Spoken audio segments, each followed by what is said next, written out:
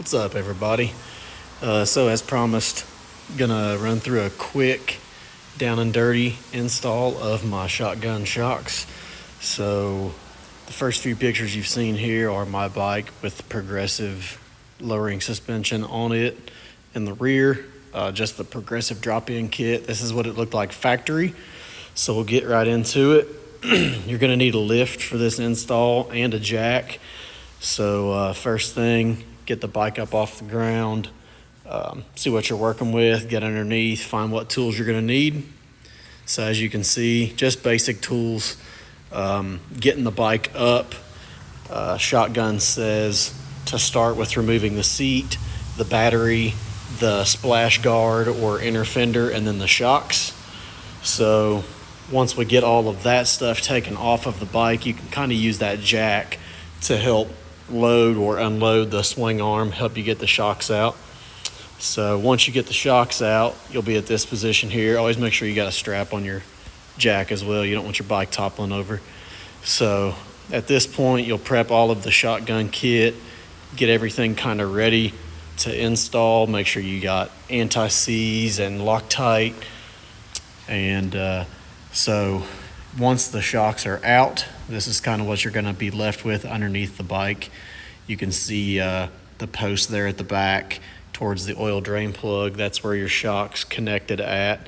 With those gone, you have access to the underside of the transmission housing. So you can see they send you a tap, so you can tap the holes on the underside of the transmission housing. That's on the left of the screen there. That's where the compressor is going to mount. This is kind of what it looks like from the rear tire looking forwards of the bike. The splash guard normally covers all that stuff, but that's where your compressor will sit once it's installed. So once you get your compressor in, it's going to look similar to this right here. That's the compressor attached up into the transmission housing.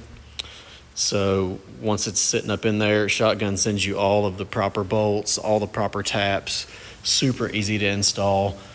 So once you get that in place, this is kind of what it looks like in reference to the splash guard. Sits right in front of it, kind of tucked up under the seat. So once you get that in, you'll get your shotgun shock put in from the underside. You'll come back in, fish all the wiring harnesses down through the battery box. Once those are all down through the battery box, you'll make your connections and hide all your wiring and things like that. Put your battery back in and fish the harness forward towards the controller. So once you get all of those things done, obviously you'll put your splash guard back in, make sure everything's tightened up and Loctited. You'll actuate your system for the first time, run the system up, which I'm doing right here in this video.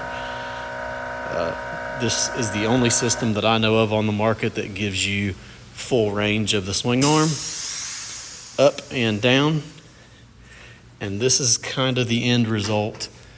I ended up gaining from the progressive suspension kit. I gained about another 5/8 of an inch or 3/4 of an inch of drop. So this is what your fully dumped system will look like. Thanks.